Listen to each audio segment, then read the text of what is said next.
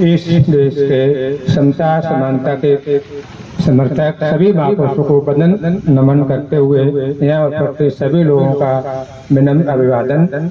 साथियों, आज जैसा कि सब लोग जानते ही हैं, आज दीपदान उत्सव है। ये उत्सव विश्व में कई देशों में मनाया जाता है। ये राष्ट्रीय पर्व है और इसको मनाए जाने का सबसे पहले भगवान बुद्ध को जब ज्ञान प्राप्त हुआ था, ज्ञान प्राप्त होने के बाद में जब वो अपने कपिलवस्तु में वापस आए थे, तो कपिलवस्तु के लोगों ने उनका दीप जलाकर उनका स्वागत किया था। तभी से ये उत्सव दीपोत्सव के रूप में मनाया जाता है। उसके 200-300 वर्ष बाद लगभग सम्राट अशोक महान ने भगवान बुद्ध के दिए हुए वचनों के वो करने के लिए भगवान बुद्ध ने और उनके शिष्यों ने, अरस शिष्यों ने लगभग 84,000 सूत्र उपदेश दिए थे। उनको पूरे देश में लोगों को जागृत किया था। उन्हीं सूत्रों के परिप्रेक्ष्य में हमने पूरे देश में 84,000 स्तूप, चैत और संगाराम आदि बनवाए और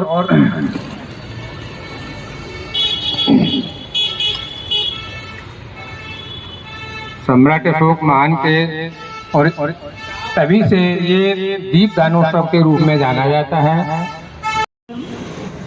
अपने राष्ट्र के समस्त राष्ट्रीय प्रतीक चिन्हों को नमन करते हुए मेरा नमन है समस्त विश्व को अपने ज्ञान के आलोक से आलोकित करने वाले महात्मा बुद्ध को, जिनकी पूरे वर्ष में ज्ञान की चर्चा होती है। यहाँ तक कि जब भी हमारे प्रधानमंत्री हमारे देश के बाहर जाते हैं तो वो पहचान बताते हैं कि मैं उस देश से आया हूँ। किस देश से आया हूँ? मैं बुद्ध की देश से आया हूँ।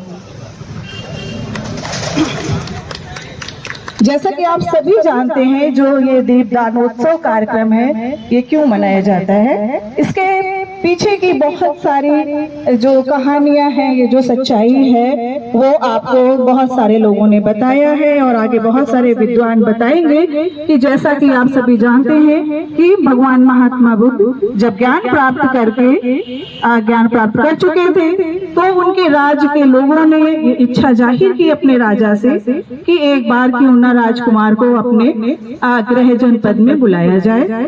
राजा जी ने उनके पास संदेश भेजा, तो वो उनके कहने पर वहां पर आए। तो उनके स्वागत में समस्त देशवासियों ने, समस्त नगरवासियों ने दीपमालाएं प्रज्वलित की। तभी से ये त्योहार बहुत ही ज्यादा वंदनीय और पूजनीय हो गया है।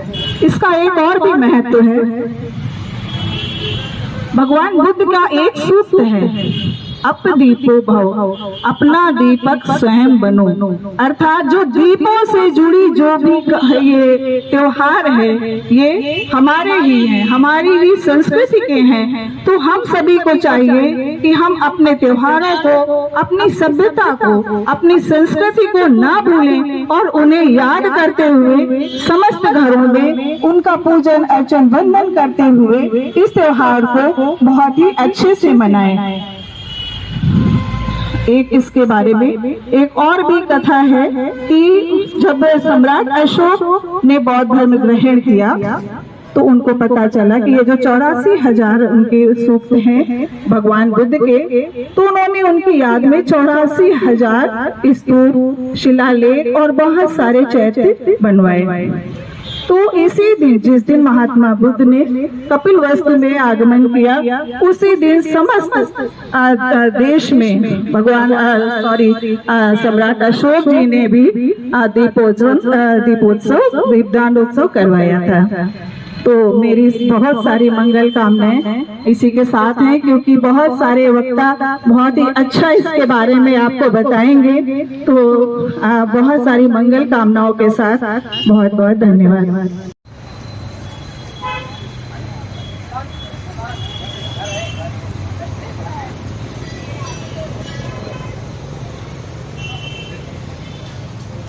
इसी श्रृंखला में हम बुलाना चाहेंगे हमारे बीच उपस्थित सम्मानित माननीय राजीव सिंह मौर्य जी, मध्य जोन प्रभारी, सम्राट अशोक क्लब, उत्तर प्रदेश। मैं निवेदन करूंगा कि सर आप आए और आप आकर के आज के इस मंगल पवन पर्व पर कि लोग इस प्रकार से इस पर्व को और सम्राट अशोक महान की दी हुई शिक्षा को घर में लोग किस प्रकार से अपने आचरण उतारें, आप आए सर और थोड़ा सा प्रकाश डालें। माननीय राजीव सिंह मौर्य जी। हमारे देश की गौरव गाथा के प्रतीक राष्ट्रीय प्रतीक चिन्ह का नमन, भारतीय संविधान का नमन एवं आज के इस पावन पर्व के बारे में जो किंवदंतियां हैं, उसके जो प्रेरणता है शाक्य मुनि तथागत गौतम बुद्ध, उनको नमन करता हूं। दूसरे सम्राट अशोक महान को नमन करता हूं, जो वसुधैव कुटुंबकम के जनक, विश्व विजेता की ख्याति से नवाजे गए। तत्पश्चात उन सभी महापुरुषों का नमन करता हूं जिन्होंने अपने त्याग बलिदान से इस देश को, विश्व को संवारने का, सजाने का काम किया। आज इस मंगल पर्व पर उपस्थित पितातुल बुजुर्गों, नौजवान संग्रामी साथियों, माताओं बहनों, सम्राट अशोक क्लब के जांबाज क्रांतिकारी साथियों, सभी का हार्दिक अभिनंदन करते हुए, जैसा कि आप लोग जान रहे हैं कि यह पर्व तथागत गौतम बुद्ध के ज्ञान प्राप्ति के बाद जब वो बुद्धत्व को प्राप्त हुए, सबसे पहली चीज तो बुद्ध स्वयं में ज्ञान का प्रतीक है। और आज का पर्व जो है दीप का पर्व है, दीप जलाने का पर्व है, यह भी ज्ञान का प्रतीक है। तो बुद्ध और दीप का जो संबंध है वो ज्ञान से ओतप्रोत है, और दोनों का जो उद्देश्य है अंधकार से प्रकाश की ओर ले जाना। बुद्ध को जब बुद्धत्व प्राप्त हुआ, वो अपने नगर आगमन में गए और लोगों ने उनका स्वागत सम्मान किया। आप लोग जानते हैं यह पर्व कार्तिक मास की अमावस्या को मनाया जाता है। जैसा कि हमारा खगोलीय घटना के आधार पर, जो चंद्र दर्शन के आधार पर हम लोग देखते हैं कि अमावस्या में रात अंधेरी होती है और पूर्णिमा में रात उजाली होती है। तो उनको नगर आगमन में किसी तरह की कोई समस्या ना हो, इसलिए लोगों ने मार्ग में दीप जलाकर उनको नगर आगमन के लिए स्वागत सम्मान किया था। और वहीं से इस परंपरा को आगे अनवरत मनाया जाता रहा। 200 वर्ष 300 वर्ष बाद जब सम्राट अशोक महान इस भारत के, अखंड भारत के राजा हुए और उन्होंने बौद्ध धर्म की दीक्षा ग्रहण की, और उनको जब पता चला कि शाक्य मुनि तथागत गौतम बुद्ध और उनके शिष्यों ने मिल करके 84,000 धर्म सूत्रों का देशना दी है, जिससे समाज में मानवता का जन्म हुआ, करुणा का जन्म हुआ, मैत्री का जन्म हुआ, दया का जन्म हुआ और ऊंच नीच भेदभाव को खत्म करके समता समानता का जन्म हुआ। सम्राट अशोक महान भी कारुणिक हो गए और उन्होंने ये निर्णय लिया कि हम तथागत की उन मानव कल्याणकारी शिक्षाओं को लिपिबद्ध कराकर लोगों तक पहुंचाने का काम करेंगे। इसलिए उन्होंने 84,000 स्थलों का चयन किया और उन 84,000 स्थलों पर बुद्ध विहार, चैत्यों का निर्माण, शिलालेखों का निर्माण, गुहा लेखों का निर्माण, आप जिन देख रहे हैं ऐसे स्तंभों का निर्माण कराया और वहां पर तथागत की उन शिक्षाओं को लोहे की कलम से पत्थरों पर लिखवाया और इसके बाद लोगों तक ये जो समकालीन जो क्षेत्रीय भाषाएं थी उन्होंने जहां पूरे आज वर्तमान जो एशिया है, पूरे एशिया में उस समय ये पूरा जम्बूद्वीप हुआ करता था। हेरात, काबुल, कंधार से लेकर के पूरा का पूरा एक भारत हुआ करता था। आज तो शेष भारत है। उस पूरे भारत में उन्होंने इन धम्म देशनाओं को लिपिबद्ध करवाया था, लिखवाया था, जिससे पूरे भारत में एक अच्छा माहौल जनरेट हो। भारत के लोगों के अंदर अखंडता हो, लोगों के अंदर एकता हो, लोगों के अंदर मानवता हो, ऐसा काम सम्राट अशोक महान ने किया था। अकेले उन्होंने मानवों के लिए काम नहीं किया, भारत ही नहीं पूरे विश्व के पहले ऐसे शासक सम्राट अशोक महान थे जिन्होंने इस पर्यावरण के संरक्षण के लिए सबसे पहले आगे आकर काम किया।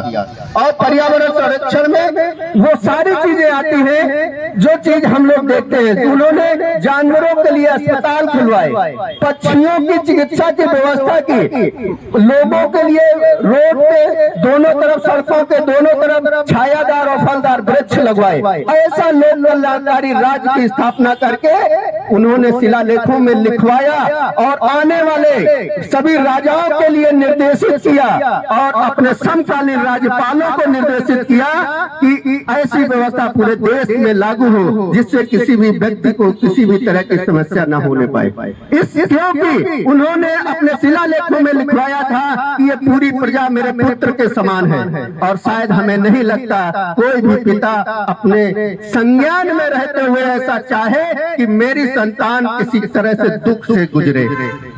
वो स्वयं दुख से गुजर सकता है लेकिन वो कभी नहीं चाहेगा कि मेरी संतान दुखी हो। वो हमेशा उसके मंगल की कामना करता है, उसके सुखी होने की कामना करता है। और सम्राट अशोक महान ने राजा रहते हुए इस संकल्पना को जीवंत रूप प्रदान किया था और कालांतर में धीरे धीरे ये परंपरा आगे चलती रही। और फिर उसी दिन जिस दिन भगवान बुद्ध नगर आगमन किए थे कपिलवस्तु, उन्होंने वही दिन चयनित किया कि हम उस परंपरा को और आगे ले जाएंगे। तो उसी दिन पूरे देश में, पूरे जम्बूद्वीप में दीप दान करके उन स्थलों का उद्घाटन किया और संपूर्ण प्रजा के लिए समर्पित कर दिया। ऐसे लोक कल्याणकारी शासक की एक बार जय जयकार करते हैं हम लोग कि पुनः पर्व हमेशा एकता और अखंडता के प्रतीक हुआ करते हैं। ज्योति पर्व प्रकाश का पर्व है। सभी लोग आज आपने यहाँ पर प्रतीकात्मक रूप में देखा है कि हमको किस तरह से दीप अपने घरों में जलाने हैं। दीप से हम अंधकार को मिटाएं, ज्ञान को फैलाएं, ममता को फैलाएं, समता को फैलाएं और पर्यावरण को भी बचाएं।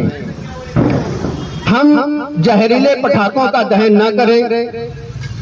कल्पना करिए कि जब वो पटाखे जलते हैं उन पंछियों का जो बेचारे दुबक कर पेड़ों में बैठे होते हैं और जब पटाखे की आवाज आती है तो उनके दिल में क्या गुजरती होगी। हमारे बगल में जब तेज आवाज में कोई पटाखा फूटता है तो हम खुद हिल जाते हैं, हमारा खुद हृदय धड़धड़ाने लगता है। तो वो बेचारे बेसहारा पक्षियों का क्या हाल होता है। सम्राट अशोक ने जो संदेश दिया था वो लोक कल्याण का संदेश दिया था।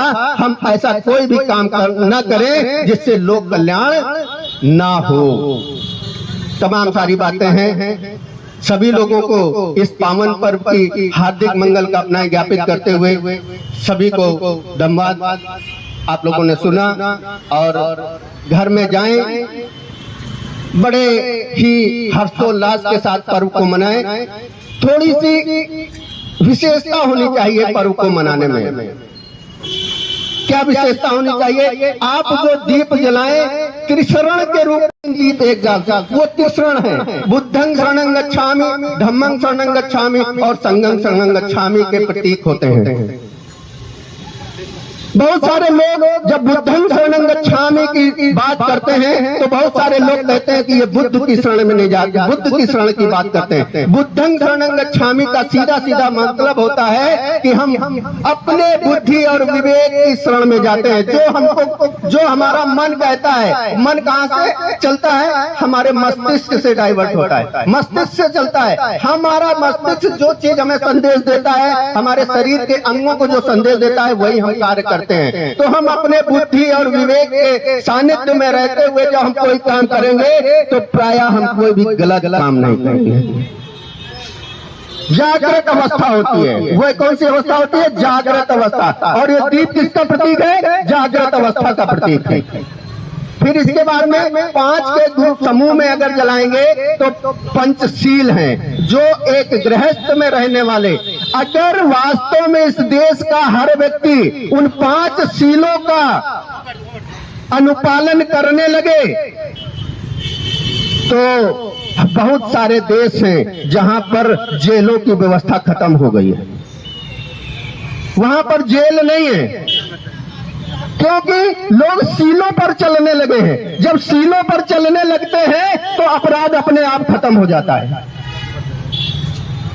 शीलों का और अपराध का एकदम विपरीत मामला है। जब शीलाचरण हो जाता है, अपराध खत्म होते चले जाते हैं। जब अपराधी ही नहीं रहेंगे तो जेलों की आवश्यकता क्या होगी?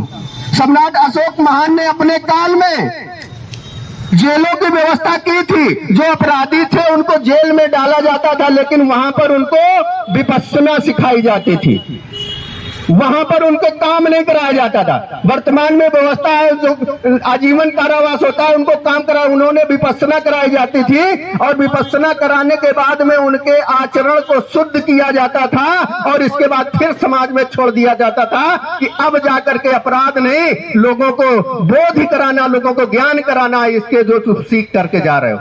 तो अपराध को खत्म करने के जो माध्यम थे वो कालांतर में इस देश में थे, इसीलिए इस देश को विश्व गुरु कहा जाता है। विदेशी आए और यहां से वही ले जाकर के अपने देश में स्थापित किए, विकसित हो गए। विकसित कैसे हो गए? हर व्यक्ति जब देश के प्रति समर्पित होगा, देश के प्रति अपनी भावनाएं रखेगा तो देश विकसित हो जाएगा। जब हम अपने लिए समर्पित होंगे, अपने लिए काम करेंगे, देश के लिए कुछ सोचेंगे नहीं, तो देश कभी विकसित होने वाला नहीं है। बातें बहुत हैं, मैं ज्यादा समय नहीं लेते हुए सभी को एक बार पुनः इस मंगल पर्व की धम्म कामनाएं ज्ञापित करते हुए जय भारत। यहाँ पर एक बहुत ही ऊर्जावान वक्तव्य देते हुए और कार्यक्रम की शोभा बढ़ाई। इसी श्रृंखला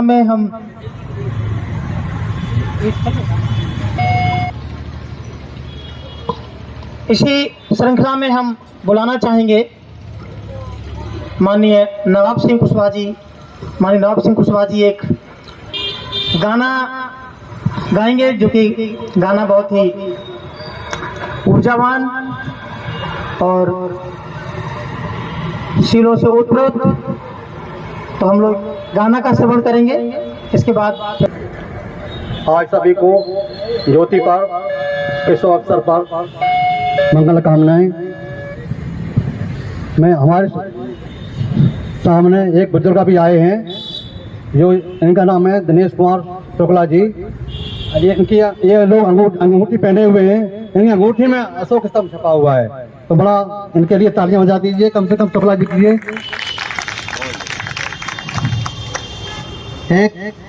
ये भगवान बुद्ध के ज्ञान को ही जिन्होंने जाना, पहचाना, माना और दूसरों तक पहुंचाया, वही ज्योति पर्व है, वही ज्ञान है, वही उसी ज्ञान को दुनिया में पहुंचाने वाले, जिन लोगों ने पहुंचाया उनका सबका नाम ऊंचा हुआ है और वो विश्व में उन्होंने पहुंचा करके सम्राट अशोक हो और ये अपने बाबा साहब अम्बेडकर हो, जिन्होंने भी माना है, पहचाना और जाना और आगे तक बढ़ाया है, उनको सबको की तरफ से सबको शुभकामनाएं।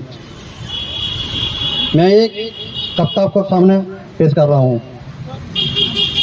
गौतम बुद्ध ने दिया है धम्म ज्ञान, अरे गौतम बुद्ध ने दिया है धम्म ज्ञान, अब दिया है अनुभव कर कर के। गौतम बुद्ध ने दिया है धम्म ज्ञान, दिया है अनुभव कर कर के। सम्राट अशोक ने बौद्ध धर्म को हर दुनिया में पहुंचाया, सम्राट अशोक ने बौद्ध धर्म को दुनिया में पहुंचाया। वो तो बन गए हर विश्व महान, दिया है अनुभव कर कर के।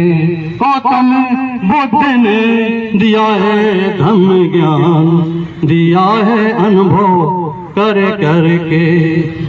बाबा साहब ने पढ़ लिख करके बौद्ध धर्म अपनाया, बाबा साहब ने पढ़ लिख करके बौद्ध धर्म अपनाया।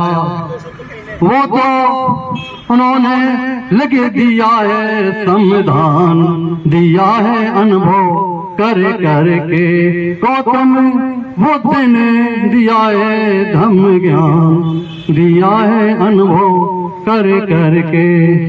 गौतम बुद्ध ने अंगुलीमाल को ऐसा ज्ञान सिखाया, गौतम बुद्ध ने अंगुलीमाल को ऐसा ज्ञान सिखाया। वो तो सच्चा बना है इंसान, दिया है अनुभव कर कर के। गौतम बुद्ध ने दिया है धम्म ज्ञान, दिया है अनुभव कर कर के। महामानव विश्व गुरु भगवान गौतम बुद्ध के चरणों में नमन करता हूँ। मैं नमन करता हूँ भारत के राष्ट्रीय ध्वज तिरंगे को, भारत का एकमात्र धर्म ग्रंथ, एक ग्रंथ, राष्ट्रीय धर्म ग्रंथ भारतीय संविधान को मैं नमन करता हूँ। इस भारत को विश्व विजय बनाने वाले सम्राट अशोक महान को मैं नमन करता हूँ। राष्ट्रमाता सावित्रीबाई, राष्ट्रपिता ज्योतिबा फुले को मैं नमन करता हूँ। सम्राट अशोक क्लब के संरक्षक मंडल को, यहाँ पर बैठे उनके पदाधिकारियों को और हमारे मित्र मंडली को, यहाँ पर बैठी हमारी माताएं बहनें, उनको मैं सबको नमन करता हूँ। आज की जैसा ज्योति पर्व हम लोग लगभग 13 वर्ष हो गए यहाँ पर मनाते हुए। ज्योति पर्व सभी लोगों ने बताया ज्योति पर्व है क्या। ये वास्तविक में प्राचीन पर्व है और ये अंतरराष्ट्रीय पर्व है। ये ज्योति पर्व, ये इसका नाम जो मूल रूप है वो दीपदान उत्सव है। फिर इसका नाम दीपोत्सव कुछ लोग बोलने लगे, कुछ लोग ज्योति पर्व, कुछ लोग प्रकाश पर्व। इसके बाद ये दीपावली हुई। अब दीपावली के बाद अब ये दिवाली हो गई है और दिवाली का मतलब सभी लोग जानते हैं, दिवालिया घोषित हो जाना। ये वास्तविक मूल रूप जो है वो ज्योति पर्व है, दीपदान उत्सव पर्व है। तो वक्ताओं ने बोला है और हमारे बाद वक्ता भी हैं, तो वो सब लोग बोलेंगे। मैं 2 लाइनों में अपनी बात कहूंगा और इसके बाद बस खत्म कर दूंगा। कहां से करें शुरू हम, कहां से खत्म कहानी, कहां से करें शुरू हम, कहां से खत्म कहानी। विश्व शौर की ये गाथा, विश्व शौर की ये गाथा, शिलालेख की जुबानी। कहां से करें शुरू हम, कहां से खत्म कहानी। विश्व शौर की ये गाथा, शिलालेख की जुबानी। कहां से करें शुरू हम। पड़ा था बिखरा ये भारत, अखंड किसने बनाया था। सैन्य पथ उपवन पोखर से भारत किसने सजाया था। पड़ा था बिखरा ये भारत, अखंड किसने बनाया था। सैन्य पथ उपवन पोखर से भारत किसने सजाया था। ढूंढता हूँ उस राजा को जिसकी हर जगह निशानी।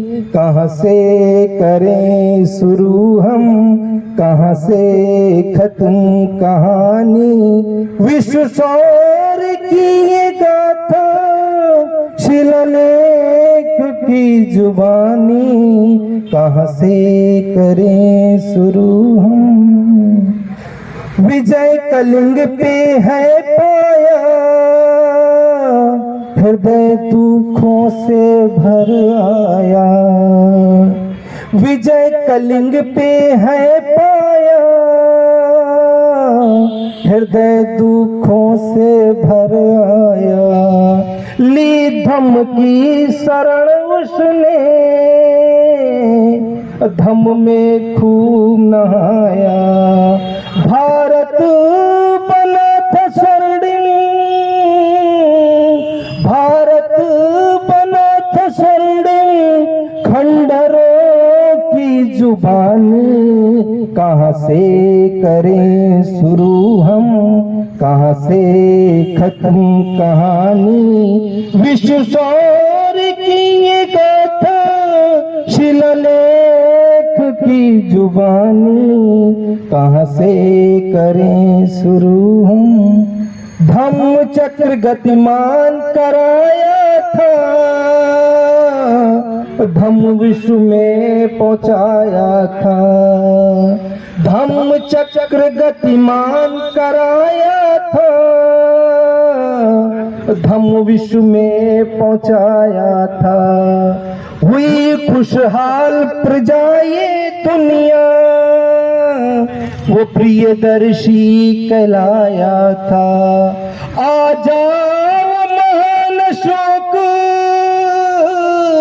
सबकी है अखियाँ में पानी। कहाँ से करें शुरू हम, कहाँ से खत्म कहानी।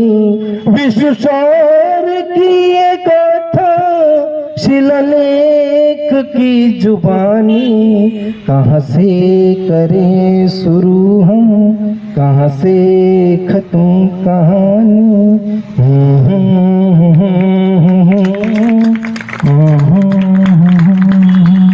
सभी को नमोद है। जय माता।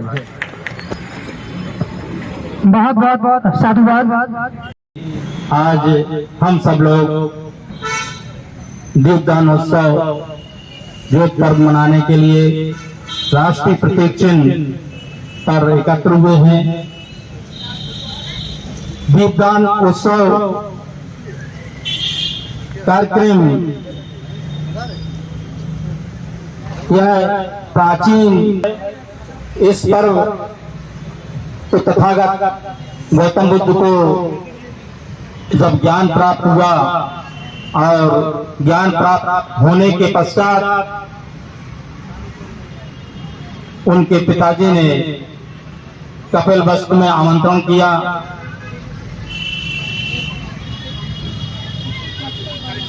उनके स्वागत सम्मान के लिए पूरी नगरी को सजाया गया और दीपदान उत्सव प्रकाश पर्व के रूप में मनाया गया। तत्पश्चात यही लगभग 200 वर्ष बाद विश्व के सम्राट अशोक महान ने भी आगे बढ़ते हुए मंगल पर्व के अवसर पर सर्वप्रथम मैं राष्ट्र के गौरव, सम्मान और पहचान के प्रतीक राष्ट्रीय प्रतीक चिन्ह अशोक स्तंभ का नमन करता हूं। संपूर्ण विश्व को अपने ज्ञान के मार्ग से प्रकाशित करने वाले महाकारुणिक तथागत गौतम बुद्ध के चरणों में नमन करते हुए अखंड भारत के निर्माता प्रथम चक्रवर्ती सम्राट चंद्रगुप्त मौर्य का नमन करते हुए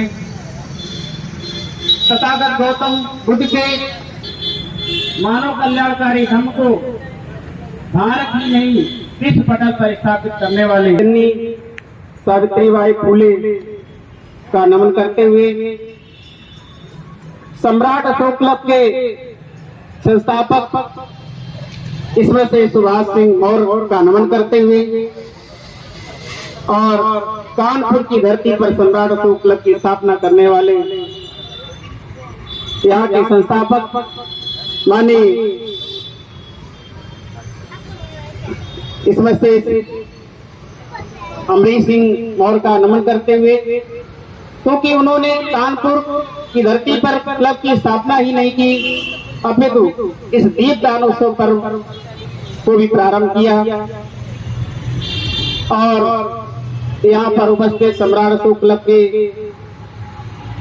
सहयोगी और सम्राट अशोक क्लब से हमें जोड़ने वाले माननीय शांति स्वरूप कुशवाहा जी का अभिवादन करते हुए सम्राट अशोक क्लब के विशेष सहयोगी डॉक्टर सुनील कुमार कुशवाहा जी का अभिवादन करते हुए अपने बीच में उपस्थित संरक्षक मंडल का अभिवादन करते हुए सहक उत्तर प्रदेश के सहक उत्तर प्रदेश के आवे निरीक्षक माननीय केवी सिंह कुशवाहा जी का अभिवादन करते हुए माननीय राजीव सिंह मौर्य मध्य प्रभारी जी का अभिवादन करते हुए सम्राट अशोक क्लब शाखा कानपुर के संरक्षक मंडल सह सभी पदाधिकारियों का अभिवादन करते हुए नारी शक्ति का अभिवादन करते हुए आज सभी को दीपदानोत्सव पर्व की मंगल कामनाएं भी ज्ञापित करता हूं।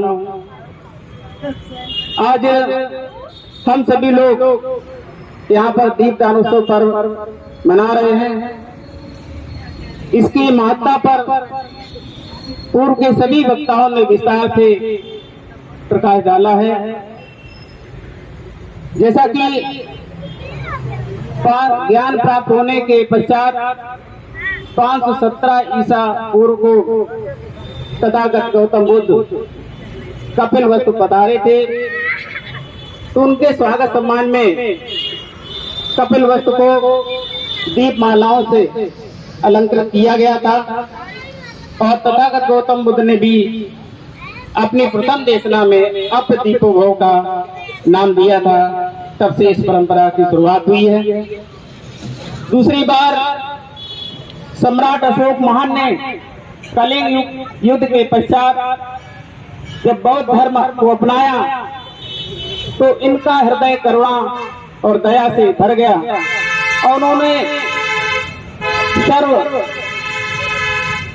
धर्म समभाव की तरह सभी के लिए बराबरी का काम किया और जिन नैतिक मूल्यों से नैतिक उत्थान संभव था उसे उन्होंने धम्म कहा और उन्हीं धम्मादर्शों और अपने राजाज्ञाओं को तथा तथागत गौतम बुद्ध के 84,000 धम्म पदों को लोहे की कलम से पत्थर के कागज पर लिखवा करके 258 ईसा पूर्व एक साथ लोकार्पण किया था। तब से इस दीपदानोत्सव पर्व की शुरुआत हुई। उन्होंने लोहे की कलम से पत्थर के कागज पर इसलिए लिखवाने का कार्य किया था कि ये चिरस्थायी रहे और उन्होंने ये कहा भी था कि इन जो लेख हैं 26 वर्ष बाद राज्याभिषेक के 26 वर्ष बाद मैंने इसलिए लिखवाए हैं कि मेरे पुत्र और प्रपौत्र इसका अनुसरण करेंगे, अनुपालन करेंगे। जब तक सूर्य और चंद्रमा है तब तक इस परंपरा को निभाते रहेंगे और इन स्तंभों को जो लेख हैं इनको प्रजा उपासक उपासिकाएं बौद्ध भिक्षु और राज्य के पदाधिकारी भी इसको पढ़ेंगे और इसके अनुसार शासन करेंगे।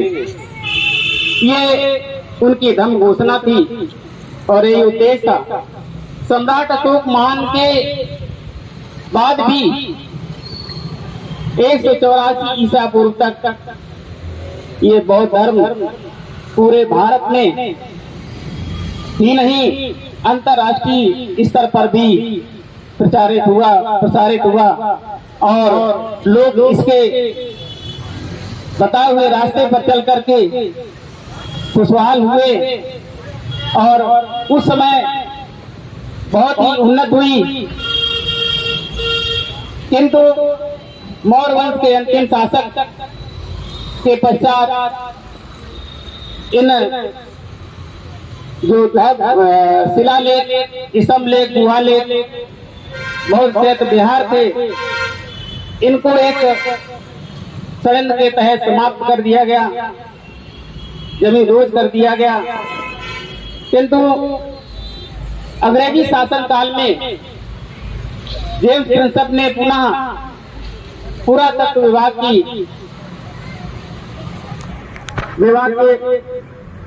निर्माण करके पुनः इनको उत्खनन कराने का कार्य किया और उसके पश्चात अभी तक 14 शिलालेख, 10 लघु शिलालेख, 7 स्तंभलेख और 3 गुहालेख प्राप्त हुए हैं।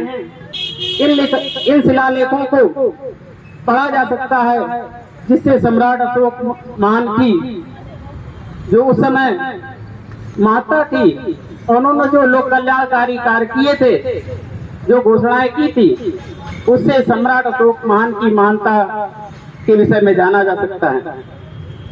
सम्राट अशोक महान ने द्वितीय शिलालेख दिल्ली टोपरा में लिखा था कि व्यक्ति का उत्थान तब होता है जब उसके अंदर धर्म की कामना हो, धर्म के अनुसार उत्कृष्ट कार्य करता हो।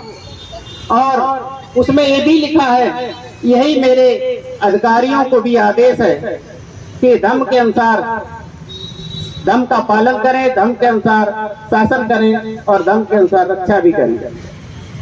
6वें शिलालेख गिरनार में भी उन्होंने स्वयं के लिए लिखवाया था कि मैं चाहे जितना परिश्रम करूं लेकिन मुझे संतोष नहीं होता, क्योंकि प्रजा की भलाई से बढ़कर मेरा कोई कार्य नहीं है। वो प्रजा को अपने पुत्र के समान समझते थे और प्रजा की भलाई के लिए 24 घंटे काम करना अपना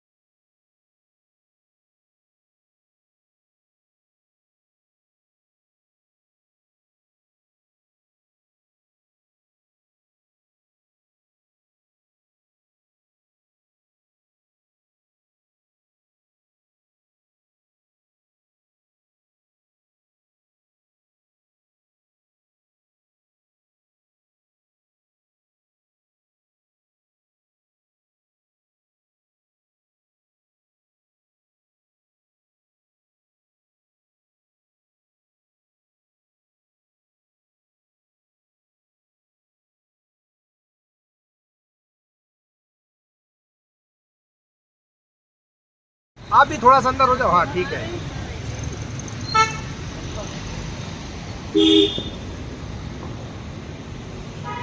जाओ तुम भी जाओ, खींच दे रहे हो।